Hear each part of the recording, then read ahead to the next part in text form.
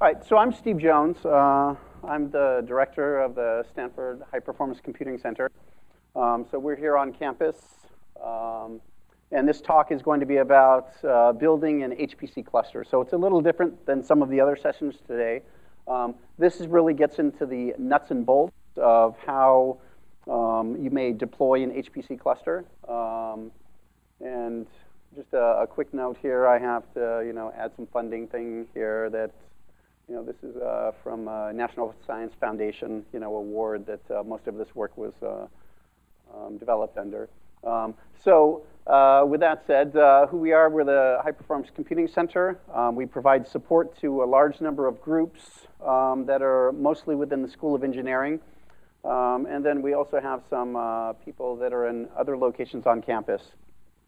So while we're doing this presentation, Jerry here, one of our students, is going to be actually building the cluster over on this screen. So we'll see how that piece goes. Go ahead. Okay. So you'll see what it takes to actually build the cluster. We'll see if we can build one in an hour and actually run some code on it and even do some performance analysis, using Intel Trace, collector and analyzer. So we'll see if we can make that work. So this is a real demo, live demo that will take, hopefully less than an hour, and it should show you how simple it is to build, an HPC cluster. So that we have that part of it, and essentially it's just, insert the DVD, make a few selections and go. So while the cluster is building, I'm going to be talking about a cluster that we had deployed, so you can see like a behind-the-scenes view of what it would take to build something from the ground up, including the construction, of a room. And then once it's finished building, I'm just going to go through some tips and tricks, a lot of things that system administrators or researchers, or even students who manage these systems may be interested in. Anything from how to, do like node health checks, how to add support for GPUs, installing applications, many things like that. And then I'll finish up with some things on socially responsible computing. And our focus, of course, is looking at, liquid cooling options, and then reuse of water, chilled water, and other types of cooling mediums as a source of additional cooling. So how to build your own cluster. So I believe he's already made it through one part of it, but I'm using ROX here today for the demo. I'm not tied to any particular cluster operating system, and that's why I kind of use this. There are a lot of people who believe they have the best solution for a cluster operating system. It doesn't matter to me whether it's ROX, whether it's Werewolf, whether it's IBM, platform, or some other solution. They all work about the same to me. I'll use any one of them. It's just a tool at the end of the day. So our typical cluster, we have a hybrid of many solutions. So we use the ROX framework and then also Werewolf framework integrated into that as well, which is another standalone cluster management solution. And then a number of applications that are either developed or maintained by these other organizations. So University of Tromsø, Norway, they develop a Torque and Maui role that integrates the Torque and Maui resource and manager and also allocation manager into the ROX framework. Adaptive computing, they still make freely available Torque and Maui and provide limited support there. And then of course DK and Opanda here and from OSU, they make MBAPICH freely available.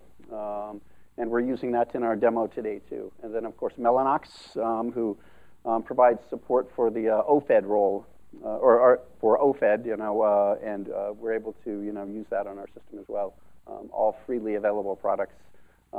So I believe he's already made it through some of the screens here, but basically it's as simple as with this distribution, you insert a DVD, select some roles to install, and roles are basically just collections of configuration scripts, RPMs, other types of data that define, how to build the cluster. Add some simple configuration data, like on here we have, cluster name, those types of things. It's just very simple data, a few screens, click, submit and go, and then, drink coffee or whatever you're going to do for the next half hour. What you're going to be doing is watching me go through some slide decks, a slide deck for the next half hour. While this is building, what does it take to actually, build a cluster? I mean, what does it take for me to build one?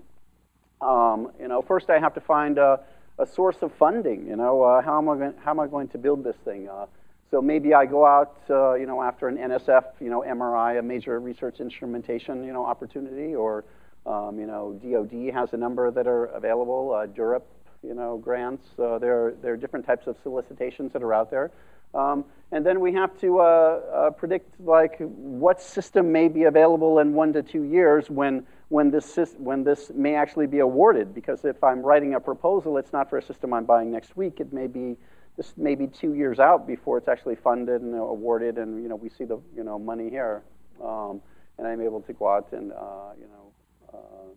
procure a system.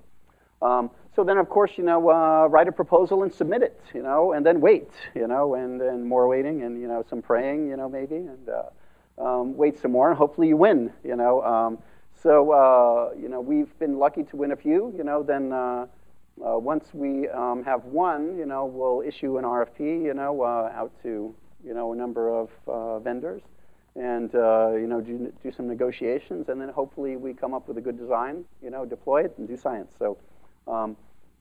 One that I'm going to talk about today, this is the high-level configuration we had when we submitted it to the NSF on this one.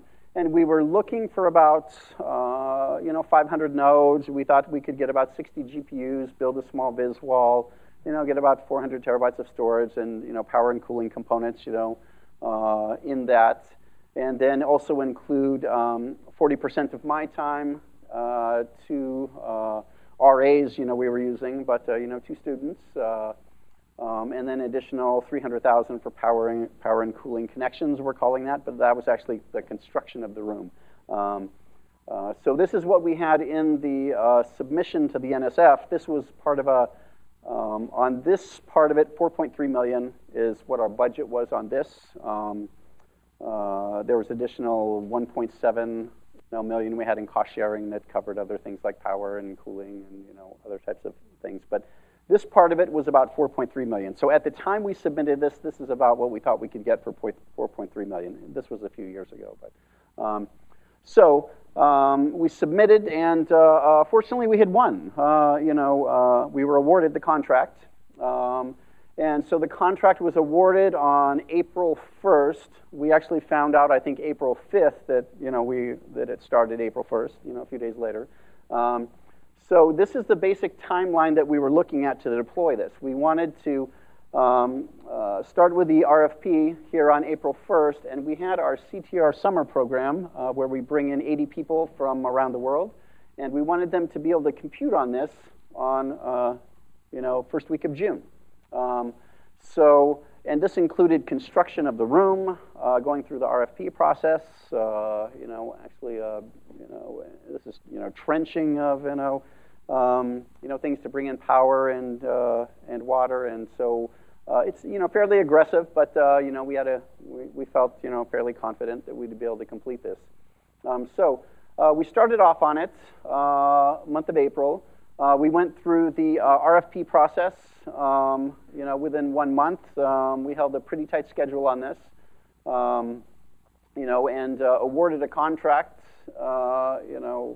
somewhere, when was that, April 27th. April 14th, we awarded the construction contract, so we had a 2-week period for that. And then on April 27th, about the time the construction began, we awarded the contract to Dell. They had brought in the winning proposal. And so the construction, also had a bid process in there too. That was fairly complex. So we just hired a firm to come in and do a Oh yeah, so here we go. Over here, we've got file system building, other things happening on this end, So Jerry's just moving along there. You can pick which presentation to watch, watch a system build, or we can look at this part here. The process here for the construction, this is at least hard to read for me. I'm not wearing my glasses. It essentially goes from April 1st, which is somewhere right in here. And these are all the things that need to take place, including up until 5/25 when the vendors, Dell and Mellanox and others were on site actually building the compute cluster. So this is all actual construction of the physical sites, including permits being improved and submissions to the county, all of that, because we hadn't done any of this yet. We're still thinking we're going to be able to build this cluster and have it ready by first week of June. Winning proposal. So the winning proposal from Dell, we had thought we were going to purchase about 500 nodes. We purchased 560. We thought we were going to purchase, we'd be able to get about 60 GPUs. We got 120. The visualization wall was better than we had anticipated. We were able to get an additional 40 terabytes of Panasa storage, all the power and cooling components. And I believe they came in about 150,000 less than the amount that we had allotted for them. So they really did have a winning proposal. They did very well on it. So now we're into the next month, into May. So there's trenching that was taking place for electrical demolition of a room. Yes. Oh, hardware. I believe it was 3.3 million. Right in there. It could be maybe 3.25, 3.3, somewhere right in there. Was all the hardware. So that's power, cooling, compute, storage, everything, all inclusive. So we start in May with the actual construction, and this is real construction. I've got some great pictures here of it. So we look here, and we had identified a site, and we found out we didn't have enough power in there. So there were some conversations back and forth with the campus electrical group, and they said that we can only give you 208 power into the building and all of this. And I walked out into our parking lot, and I'm like, well, what's this big box right here, And they said, oh, that's a 480 volt, 1,000 amp circuit, and it's sitting there, unused. And I said, well, why can't we just, trench, and bring that right into the building, right over here, into this room right here. And it turns out we could, So we just, hired somebody to come in and trench a hole, and they brought in a 600 amp circuit, 480 for us, and we were able to get power right outside. It's amazing what you find when you just look, around. There's untapped resources everywhere. So we were able to, go in there and trench right inside. So that was nice. The room that we were using, this used to be an instrument lab and an experiment room for a project that was no longer, being used, and they were just storing things in this room, or these two rooms. And there was a wall in the center of it here, so we had the wall removed, and this was a structural wall, so they had to add in a glue lam in here, and this is where the wall used to be. So we just had the room expanded, and that was all included in this 300,000 we estimated for construction cost. And so that was, kind of interesting. We had some chilled water lines brought in, larger ones. I think we brought in a 4-inch line, and then that ended up splitting out to two 3-inch chilled water lines. And if you're not familiar with chilled water, I think a 3-inch can do, at least here at Stanford, we can do about 120 gallons a minute, in a 3-inch, chilled water line at about 42, 45 degrees, somewhere in that range. And so we had to bring in a pumping station. And so with this pumping station here that we have, this actually does a recirculation. So if we send water out into the loop and the delta T is too low, let's say we send it out at 45 degrees, it has a 5-degree delta T, we want to, if we want to send it back at, say a 15 or 20 degree delta T, we can circulate it a few times through and then send it back to the chilled water plants, and avoid the low delta T syndrome. So that's what this station allows us to do here. And then it also has an additional pump here to keep the lines pressurized, running at a certain, pressure for the chilled water, so we could keep it about, 50 pounds or, how many ever, pounds we want to keep it at. So we maintain a constant water pressure, because sometimes chilled water, at least with us, fluctuates, in the pressure that we're delivering it. So that allowed us to better regulate the chilled water temperature or chilled water flow. So then this is the electrical inside the room. This is the 600 amp circuit that we had brought in, and then that goes out to two 480 volt in-row PDUs where we distribute to the racks from there. So we go from 480 to over to the PDUs, and I think that steps down to 400. There's a conversion in there, and then it goes out to the racks at 208. But that takes place through these units, and these are the half rack width APC 480 volt units, if you happen to see those. So this all was taking place. We're going along in the month. Things are going on schedule. And so we start getting to the June timeframe, and now we're prepared for racks to start rolling in the door. So June 1st comes. Actually, I think I said earlier it's June 1st.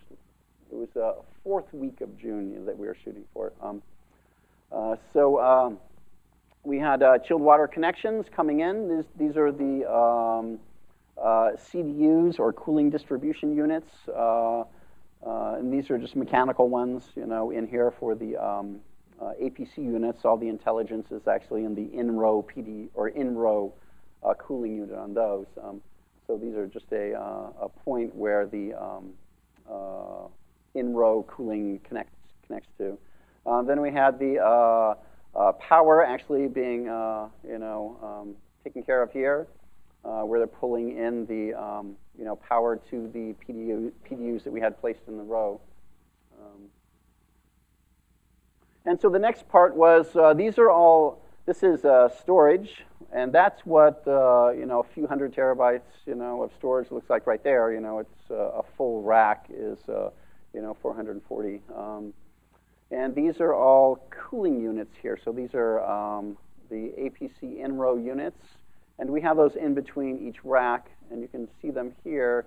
This is one right here. And then these are GPU nodes that we have in here. Those were connected to some GPU units. That's a nice bottle of water there.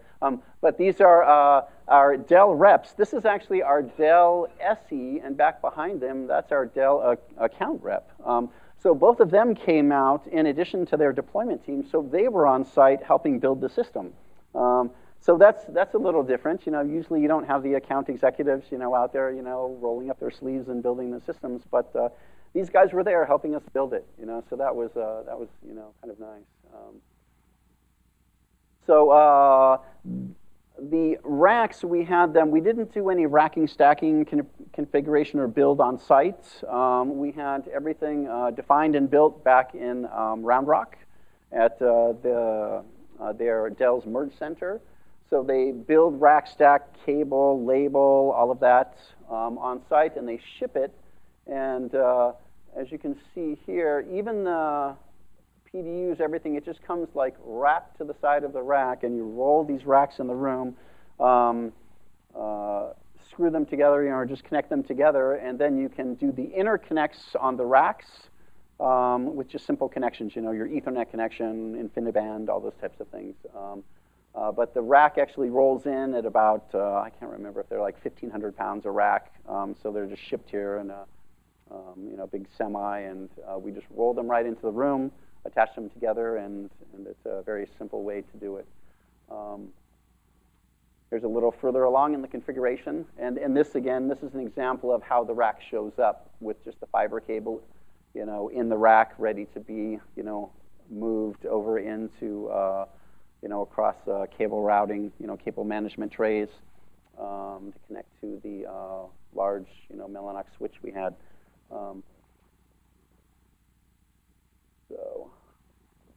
And here we are further along in the installation. This is actually the finished product. So you can see here is very nice, clean cabling that was done. Again, this was all done back in Round Rock and just shipped to us like that. This is the overhead routing of all the power. We have power in like one tray, fiber in another tray. Nicely routed, nice and clean. And then underneath the racks, since we have water coming next to the rack, we have leak detection, on the floor, so we get an alert if there's ever a leak, that may take place. The only time that we ever have leaks are if we have power goes out and the chilled water loop is still running. You have condensation, and it just floods the floor. It happens very quickly, but it's only if you have a power outage. With the chilled water, still pumping, through the pipes.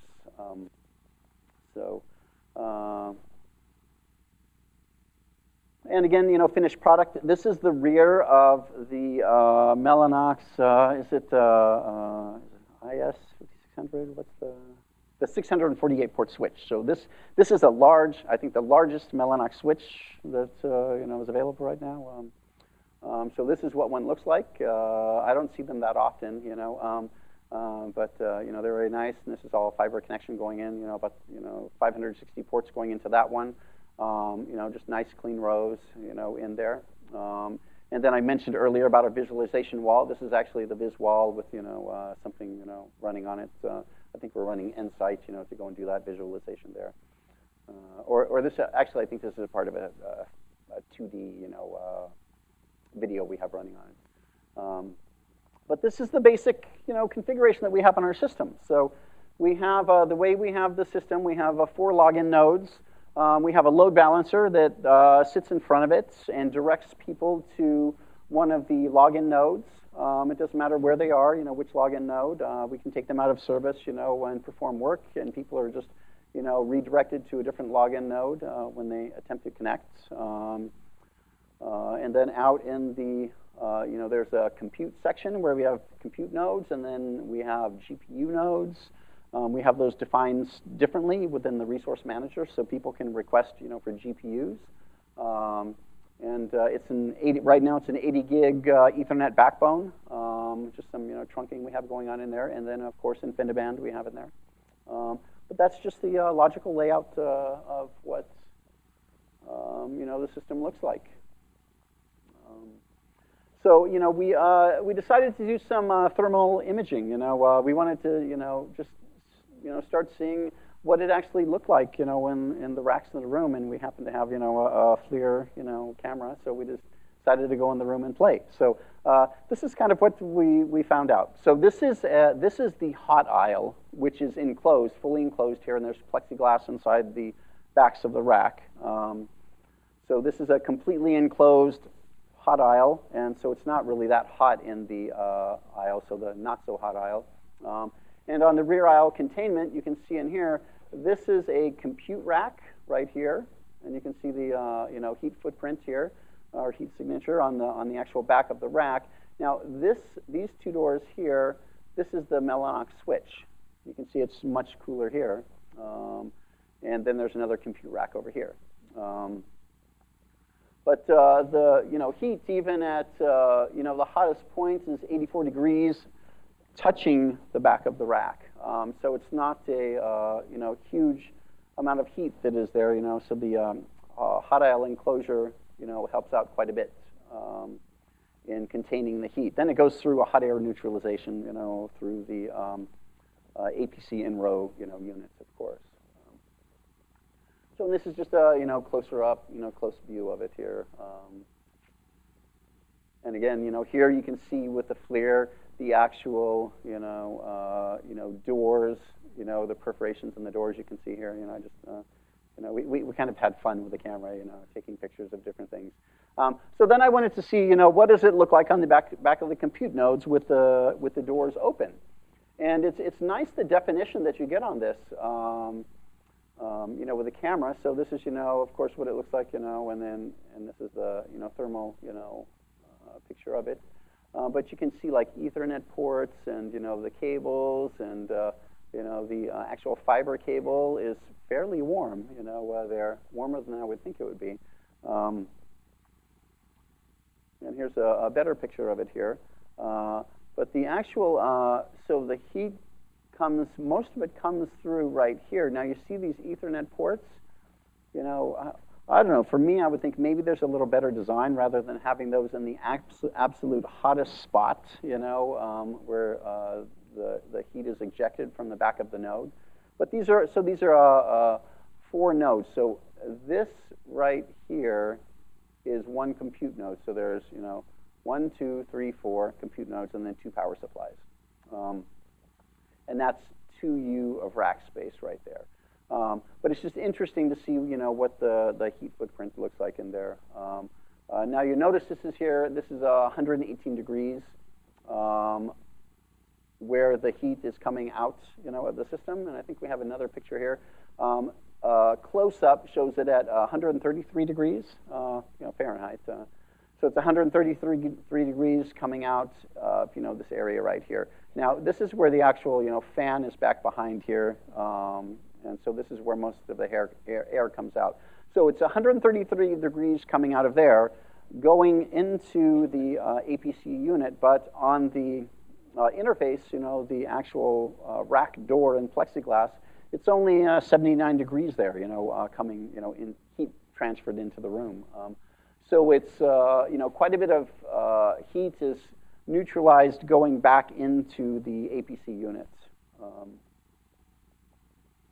Let's see. So, we figured let's go outside and take a look at, the power panel and see what we can see there. So we found something very interesting there, too. We had a capacity imbalance. You can see that, so these are the 3 poles that are serving our room, and we found this one here is very hot. So it turned out there was some issue with the power, and they had rectified that. But it's something we found out by just, taking a picture of it. We would have never known otherwise. But fortunately, the person taking the pictures was from our electric shop. They're the ones with the camera. So they were able to come out and take care of that, issue for us.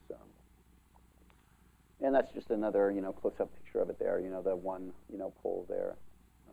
But again, it's just like really neat the definition that you get. Like here's the lock hanging off of it, and it's these pictures are so cool. I really like these cameras. I have to find a way to get one. I think they're like 40,000 or something, but yeah, it's easier to have them come out and do it. So the conclusion here on the construction that we had performed here, we allocated $300,000 for construction, and we spent $300,000. We didn't go over at all. We spent $20,000 for the design firm to manage the process for us. And they did a great job for us, there. So we were very happy with that. On the bid process, it was a very short, competitive, bid cycle.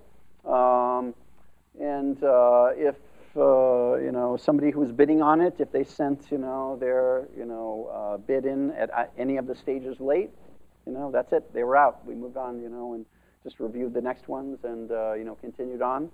But it was a very short process. I think we completed that in just a few weeks. We purchased more hardware than it was budgeted, and the deployment, we were able to meet, and we completed that on time. Yes, Gautam.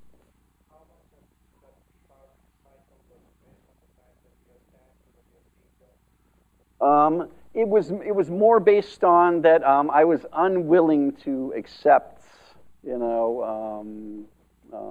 was very rigid, and so even in the RFP that went out, I specified the timeline about when items were due on which dates, and they responded or not, and there were some unhappy people along the way who responded hours to a day late, and they were just removed from the process.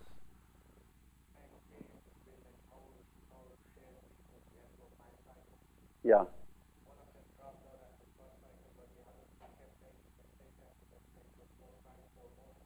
Yeah. Yeah, yeah, yeah. Yeah, you know, it's funny so we had 2 rounds in the RFP. There was the initial round where we had them come back with their, you know, quotes, you know what they believed they were going to sell to us, and then we gave them guidance and let them know, you know, where they could improve so they could come back with a better, with better pricing. And that actually worked out very well, you know. So normally, you know, people issue an RFP and there's 1 round. Well, we had 2 rounds. There's the initial response. We provide feedback, you know, on it, and they came back with better pricing. On the initial round, Dell was not the winner, and they were actually, you know, not in the ballpark. We thought it was going to go with a different, you know, vendor entirely. But unfortunately, the vendor who came back in looking good in the first round didn't take our feedback. And they thought that, you know, they were just fine where they were in their pricing, their configuration, and they ended up losing, you know, the opportunity. Dell had come back in, and you know, they wanted to win the business, and they did. And on the deployment piece as well, we actually worked very well, you know, with them. So it worked out good for us. And I don't know if I included the piece in there. We did meet our deadline and started the CTR summer program. We brought the system online and were able to accept the first job on the first day of the program. So it was, you know, it worked out well. It was very tight, a lot of late nights. Yes?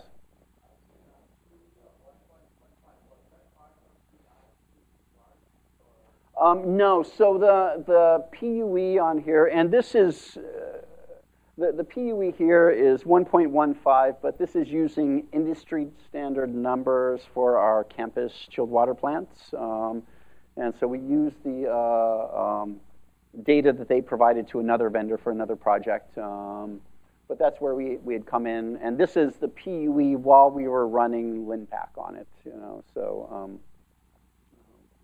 it's a very low PUE, but it's a very controlled environment. So we were able to get a very good number, you know, on it. But again, if we use like the real number for the chilled water plant, which is not quite as efficient, see some people here, you know, shaking their head because they understand what the real number would be. But it wouldn't be as efficient as that, yeah. Yeah, we were open to looking at other techniques. So how to submit a cooling option of their choice. We had a preferred one because we were familiar with this equipment. But we were you know, open to looking at other designs. Yeah, yeah.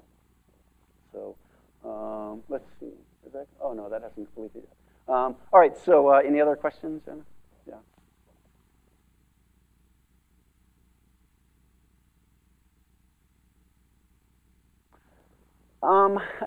At the time, at the time, there just wasn't an option for us. So we had it was just I didn't have the picture of the layout earlier. We just had we were trying to find a location for it.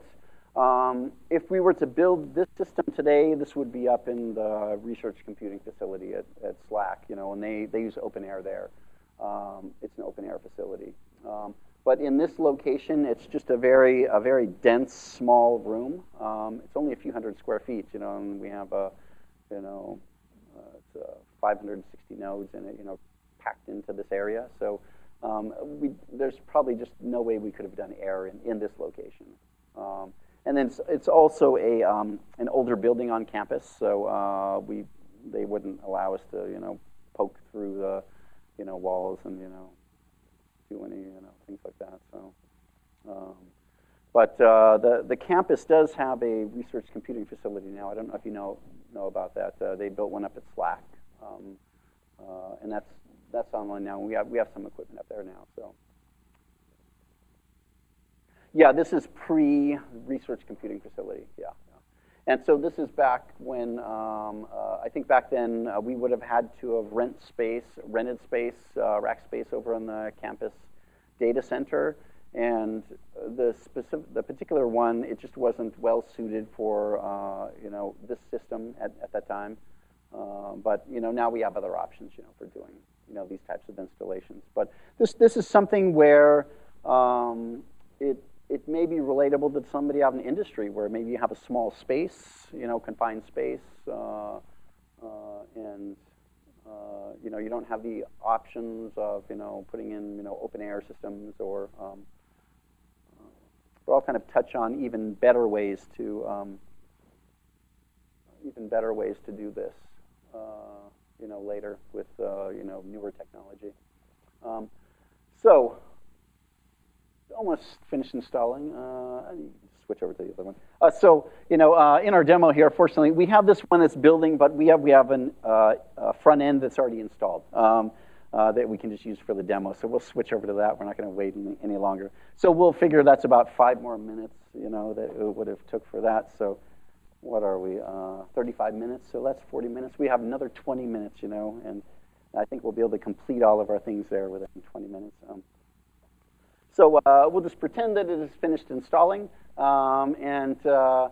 So what I would do at this point, on this cluster, is first I would add any additional roles. Maybe there's a role that I wanted to add that wasn't included in the Jumbo DVD. And I didn't want to go and create my own Jumbo DVD and add all these roles in. So I can actually download these roles from the site or build them myself, if I want to, go through the process of role building, for all of these, collection of, things.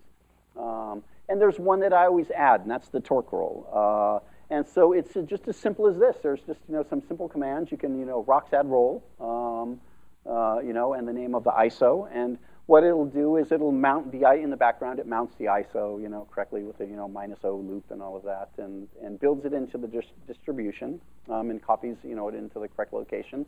And then you just enable the role. So you have the option to enable or disable roles in the cluster distribution.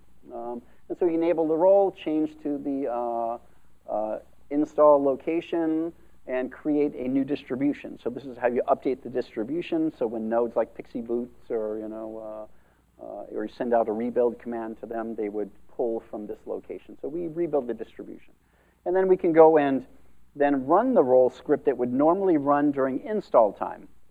And so here we just do like rocks run roll torque, and then either you can, if you're feeling lucky, you can just pipe it into SH, if you don't want to make sure that there are any issues with it, from whoever the role builder is, or you could go and just create a shell script, and if there are no errors that are generated on the screen, then you could go and run that shell script, and that'll take care of installing the role onto the system.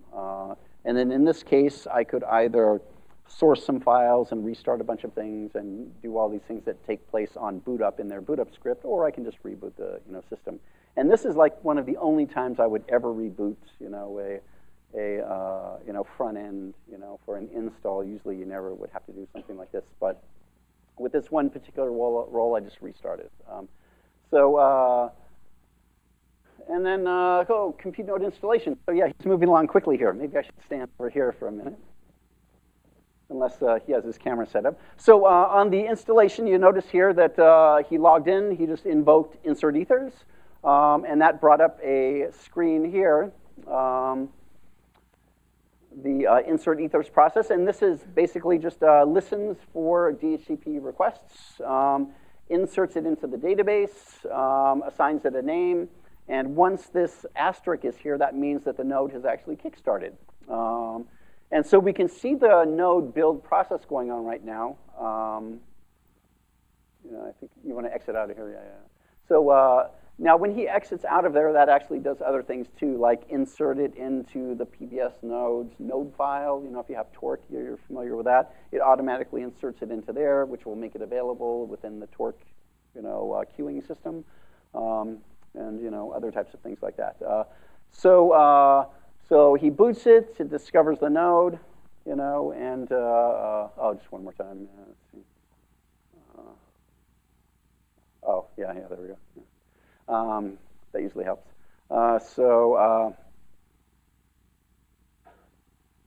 And so this is actually just a VNC connection now. So we just did like Rocks console, which just has VNC in the background.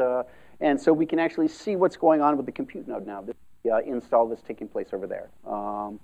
And from that point, it's pretty simple. You can just add users, from that point, and then start computing.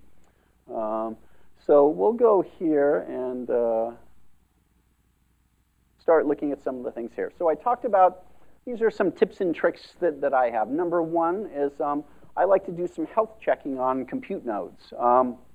And so there, within Torque or within other resource managers within Slurm, there are ways to go and do a periodic health check, at certain intervals. And so the resource managers support this, and you can write your own scripts and do all kinds of great things. But the people at Lawrence Berkeley National Laboratory, have created Node Health Check, which runs independent of the Werewolf cluster, management toolkit, and so you can use this on any system. So we use it on Rocks to do this, and it does many things. By default, it will do things like check for Infiniband ports to see if they're active. They'll check the rate if they're running.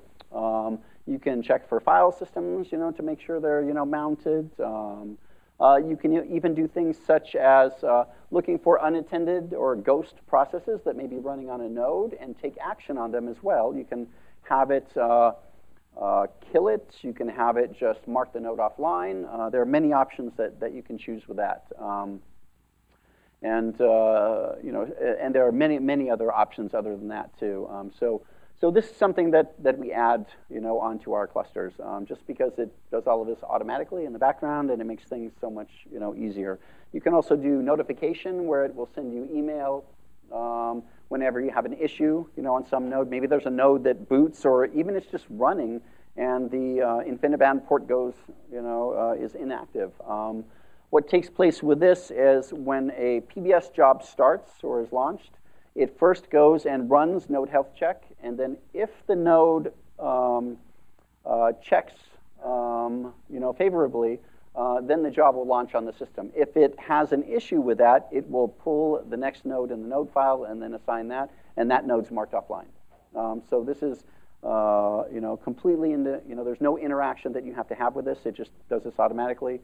And it reduces a lot of the issues that we have from users on the system reporting things like, oh, my job failed, there used to be more of that, with, maybe there's a, file system didn't mount, or, maybe in an update their user account is not in the system, anything like that, it will just, remove a lot of those issues for us. So the source is available to this. So you can download it, build it yourself, and deploy it. Or they have pre-built RPMs too, for RHEL 5.6, and it's very easy to implement on using Rocks. You just copy the RPM to the RPM contrib directory. Very simple. And there's an extend Compute XML script, and there are XML scripts that define what a node should look like, a compute node, and then they have these extend scripts. And extend is just, of course, the extension of the Compute XML script. And in here, you can define just about anything. So this is the package. You would have this package defined in there that, I copy it to there. Then I define it in here that I want to have this installed on a compute node. And then it has a default configuration for the nhc.conf. And I've decided, there are some changes I want to make to that file. So I just defined that in a script here. And this is the CData flag. And with that, I don't have to worry about any XML operators. I don't have to do any fancy changes in there. I can just take any data, dump it in, and anything between this point after the CData flag down to here, I don't have to worry about ampersands, greater than, less than characters, which would cause, unknown, known issues, but it would cause my build not to function correctly. But in here, I can do things like look for, I do right here, like check unauthorized users. It will log it. and also kill the process. That's the option that we choose. So what happens with that process checked?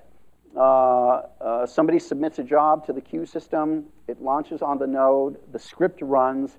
If there are any other users that have a job running on that system, it kills it before their job executes. So then you don't have to worry about somebody that may have a job running and there's one process on there using like 100% of the CPU, and they send you an email, stating their job's running slow. They don't know why. Well, this usually takes care of it, and then sends. I have a report that shows me which jobs have lots of these processes that are being killed. In here, same thing with checking CPU info. You can check number of physical processors, number of cores, number of total processors hyper-threaded on the system, amounts of memory available, rate of IB, whatever it may be. So a number of things you can do with that. Essentially you build that in, and then you just rebuild the distribution, then it's available. But that's only available in the distribution. So let's say I had just made some changes to my node health check, and I don't want to go and rebuild my entire cluster. I've got 500 nodes or something, and I don't want to have to stop all the work and send out a rebuild command and wait an hour or something while all this takes place. I can just go and send, copy the actual file out, so I can make all of those changes that were, I showed in the extend Compute XML, and then I can just go and have that file and copy it like to a shared location, like share apps is a shared location, and then I can use the tentacle command to go and copy that file out to every node on the system, and it will distribute that out. And at that point, the next time the node health check runs, which is whenever a job is submitted or every, I can't remember how many minutes I have it running, maybe 2 minutes, it'll go and it will know again, it'll pull from that new file. And the types of error messages that you'll see, this one here is, there was a check on this compute 26.2, node health check found an unauthorized user, and I just put in some data here to pull out the real person's name. But it says it'll have the users, the principal, their name there, and their executable, and it will say that that process was unauthorized and that process was actually killed because that's the option that we choose. And this one here may show that no ID port active, and that's a node that would just have been marked offline. And you can also, if you know the compute node, like we're looking at 69.2, you can also use PBS nodes and just, with a host name. And it will show that the state is down, and it's automatically put into that state. And this is the data that you'll see in there, just, info like this. So there are a number of ways to go and view the error information that comes out of node health check. So support for GPUs. Let's see. Let me just make sure. All right. So support for GPUs. I'll just go through this one quickly. Same thing. Just add in some data. We like copy the CUDA. Run script to a location. We have like you can do this with an expect script we use to install it. Has the same thing. Extend Compute XML. This is like some of the data you may enter in. With a particular one, we have some things we need to get rid of, like the drivers and those types of things. Many other changes we have to make, like linking to different libraries. But we can just do all that in the extend compute script. You can grab this online and look at it later if you want to see any of this startup script. So another one here, installing like in a shared location. It's just very simple. Rather than installing out into multiple locations, we can just do in shared locations, and it's very simple. You just build the application in the shared location, and then we use modules to go and define user environments. We can just create a module for it, points to all the locations. We can say that, okay, when MPI with this specific version we've installed, we built it with Intel 15 compilers, we can have that as a prerequisite. Have a conflict, so if they have another module loaded with the MPI, it will fail. They'll have to unload that module, and this is what it defines in there. All right, so that's basically it on application installation. So compiling and running code here. So we have here, let's see. Oh, I guess maybe you're waiting for the node. The node's not finished building yet, or yeah. Okay. Oh, that's a capital I, and that's a dash L.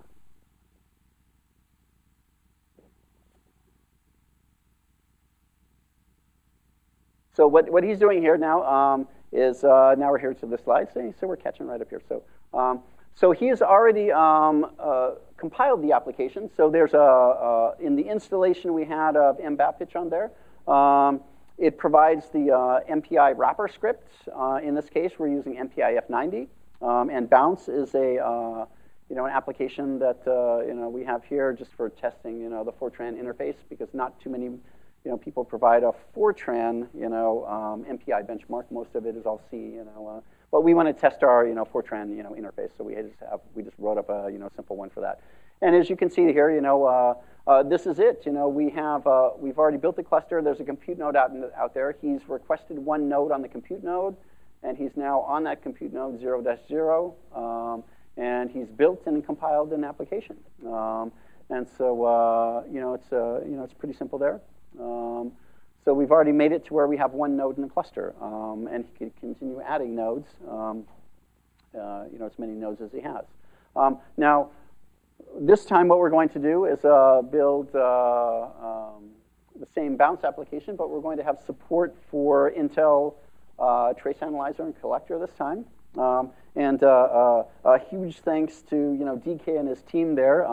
I wanted to have support for the Trace Analyzer and Collector in MBAPitch, and I felt that this is something that they should do.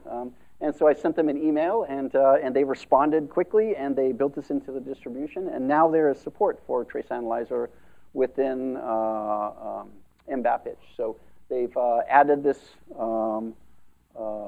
section in to the MPI wrappers.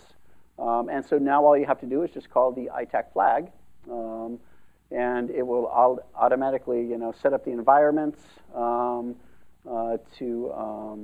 allow Trace Analyzer to work. So actually here you need to still run it first before you do Trace Analyzer. So now I don't have to worry about setup or configuration of Trace Analyzer. I just install it, and all of this is built in automatically. The only thing I need to do is think about things like setting the root of it here, and making sure it's pointed to the correct location. So I can do this in a module file. And then compile an application. And then here, so if I run it first, let's say, I build it first here with the ITAC flag, and then I go and run the Bounce application. It will run again just like it did last time, but you'll notice there are two additional lines right here. It first tells me that it's writing the trace collector info, to the bounce.stf file, the trace file, and then just additional data about that as well. So this time, in addition just to running the application, it actually has the trace files included. So now on the trace, he can run Trace Analyzer here, and it will recognize, in that directory, there's an actual trace file in there. And so this is loaded by a module here, the Intel Trace Analyzer. So in here, you just locate it, and then you're able to go and run Trace Analyzer on this application. And this is just kind of nice. If you haven't used Trace Analyzer, this is an MPI profiler. This will tell me how much time is spent in MPI, how much time is spent in user code, and a lot of times it will have great detail on where to look if you have an issue. At 0.17% of time spent on a late sender, I really don't think that's much of an issue. But that's the largest issue out of this code in running these simple MPI send receives, and it'll give some simple detail here. We've uncovered a number of things in some of our codes by using this. So just to finish this part up, considerations for socially responsible computing. So for us, things to look at. Thanks, Jerry, there for the great demo. You're able to make it through there and not have anything crash. So the considerations that we look at for socially responsible computing right now are looking at different ways to cool systems. So I had the system that we had built using APC in-row units. We're looking for more efficient ways to run those systems. So we're looking at things like component-level cooling these days. I'll talk a bit about Cool IT, here, and then Jamie's actually going to get up from Cool IT and give, talk through 2 slides. But what we're doing is looking at not only component-level cooling, but reuse of discharged water or return water for systems. So we had submitted, one proposal on this, looking at having a primary, cooling loop that was using the APC in-row units with closed aisle, units, and then we have the discharge of that running through a secondary loop that goes to the component level out to the processor. So we have going through at first level cooling 45 degree and maybe 5 to 6 degree delta T. We have coming out of there. But we take that water and then we'll run it through the run it through our loop and try and heat it up some till we can get it up to maybe about 70 degree, and then we can run it through a direct contact liquid cooling system. So on here, it gives us less dependency on chilled water as our cooling medium. We have to purchase less chilled water units, to put in the rack, which means we can fit in more, racks, inside our rooms. And it also reduces the amount of money that we have to pay for chilled water. So our chilled water bill right now is about $15,000 a month that we pay for chilled water for that one system. So anything I can do to reduce the amount of chilled water that's required, that makes me happy. So if we're using return water, they don't have a meter on that, So that means I can take return water off one of our systems like this one, and I can run that from system to system to system and have essentially free cooling, at that point. If you haven't seen what these units look like, this is what the actual direct contact liquid cooling device looks like. And the water comes through here, then goes out to manifold. And so this actually comes in, and it looks like they have this connected from here to here and then back out. So that's the supply and return with 2 directly connected, units.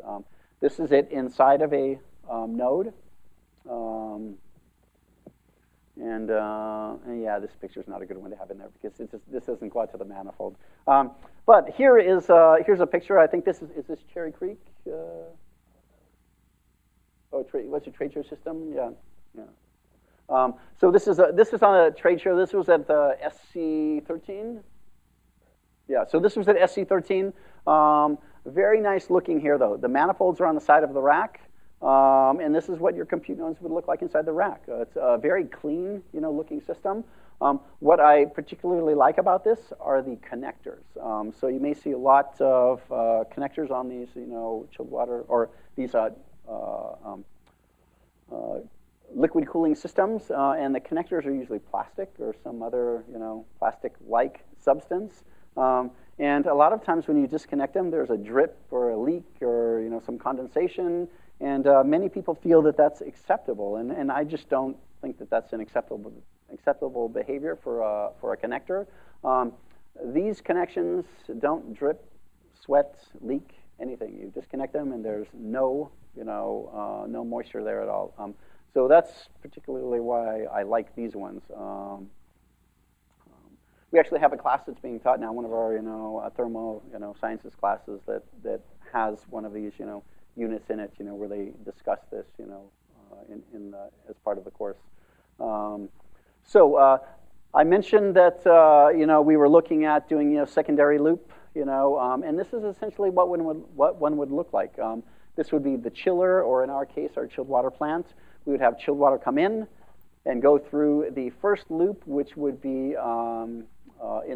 These are high temperature in-row units, but they could go through a primary, in-row hot air neutralization, rear aisle enclosed or rear door enclosed system, and then come out of that and go back into an additional loop, which would be a CHX in this case, or a cooling distribution unit, that would then go for the next loop into the actual rack, into the compute node, and then come back and then send water back to the chilled water plant at much greater delta T. So that's one that we're considering there, Jamie.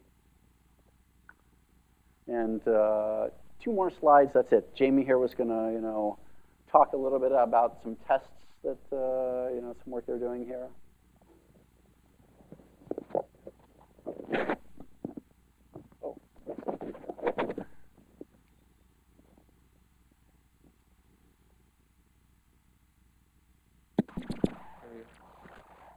So this is some real-world tests we were doing with liquid, just trying to see what benefits inside a chassis are achieved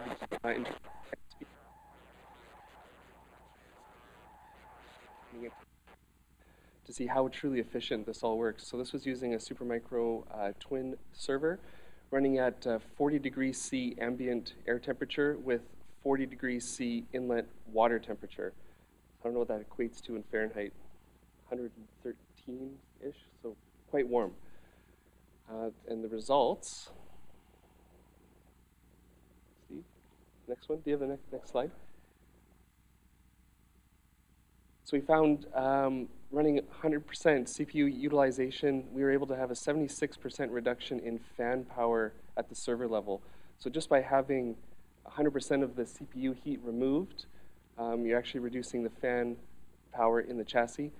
And at 40 degrees Celsius ambient air temperature, we had only a 9 degrees Celsius rise from the inlet temperature of the server through the exit of the server. So that meant that the RAM modules were still running quite low at 52 degrees Celsius, and the CPU temperature at 40 degrees Celsius inlet water, the CPU cap temperature was kept at 59 Celsius. So in Steve's model, utilizing wastewater coming in at quite warm temperatures, even warmer than what we were proposing for that project. We keep everything quite healthy.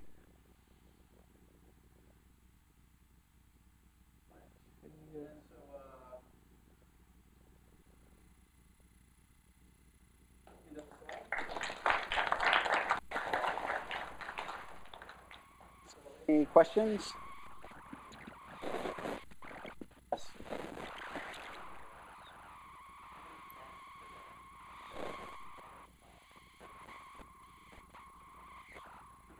Flops per rack on, sure. But on that 500, it was 12 racks of compute. Yeah, 12 racks of compute. And these racks are running steady states, with a workload on them at about 27 kW per rack, power, draw. So it's, let's see how many, we have 19 nodes per rack, but they're the 19 chassis per rack. They're the 2U 4-node system, twin. Yes. How do you use water cooling? What's the percentage of power from the hard drive versus What's that? One more time? if I don't use water cooling, what's the difference between the whole system and water? This is a hard drive.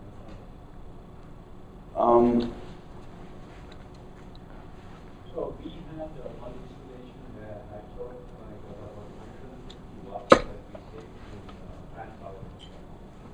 So fan power that Jimmy just showed on the slide actually went from 1500 RPM to 3600 RPM. So in this case,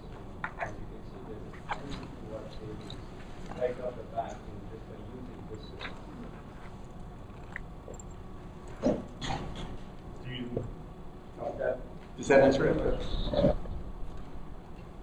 I'm trying to figure out how much use your hard drive rate is now. Mm-hmm. The rate which can be very cool in the server. So we'll figure out how much power we say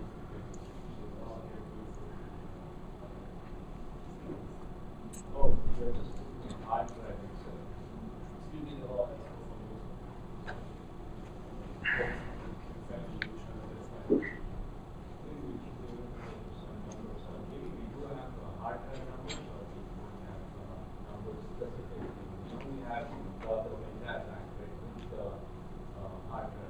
Yeah, I have some slides because the hard drives were